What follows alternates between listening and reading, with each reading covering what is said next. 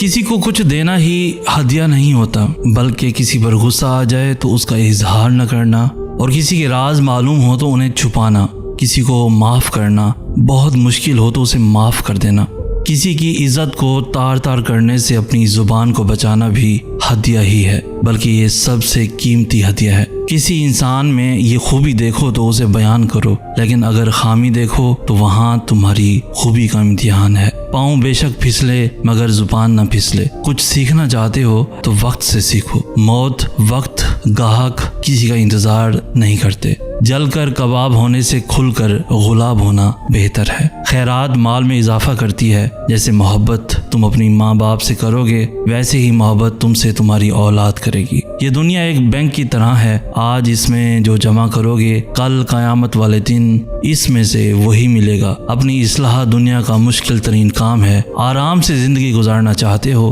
तो अपने दिल से लालच निकाल दो। सच बोलने वाला दुश्मन झूठ बोलने वाले दोस्त से बेहतर है। मज़ीद ऐसी खूबसूरत इन्फॉर्मेटिव वीडियोस के लिए हमारा चैनल सईद सनाज भी ज़रूर सब्सक्राइब करें। हमें कहते हैं सईद सनाज। हम मिलेंगे नेक्स्ट वीडियो में, तब तक के लिए अल्लाह हो आपका हामी नासिर।